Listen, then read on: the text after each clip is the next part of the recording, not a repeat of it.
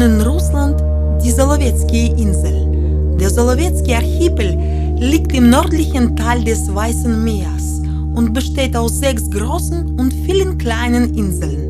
Obwohl die Solowezki-Inseln zum Archangelska-Gebiet gehören, ist ihre Geschichte untrennbar mit der Geschichte von Karelien verbunden.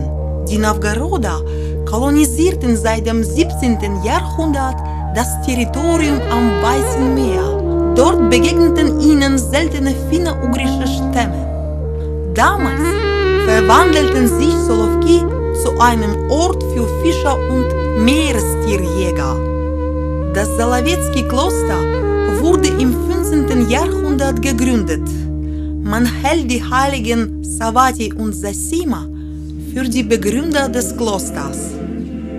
Ende des 15. Jahrhunderts wurde dieses Heiligtum das geistige Zentrum des christlichen Küstenlands am Weißen Meer und missionierte die Heiden.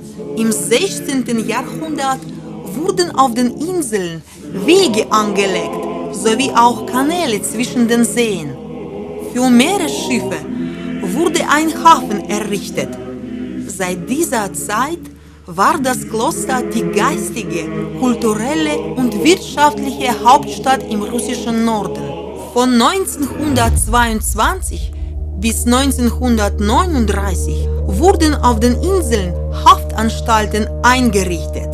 Das war die Zeit der Stalin-Repressionen. Damals sind tausende Gefangene nach Solovki gebracht worden. Viele von ihnen sind wegen der unerträglichen Lebensbedingungen und Krankheiten umgekommen. Viele wurden hingerichtet. Die Zahl der hiesigen Heiligen vergrößerte sich dank den Neumärtyrern, die wegen ihres Glaubens Schaden genommen haben. Während des Zweiten Weltkriegs bildete auf den Inseln die berühmte Jungmatrosenschule einen Teil der Ausbildungseinheit der Nordmarine. Nach dem Krieg wurden die Solowezki-Inseln dem Verteidigungsministerium untergeordnet. In den 60er Jahren des 20. Jahrhunderts begann die Renovierung der Archipeldenkmäler. 1967 wurde hier ein Museum eröffnet.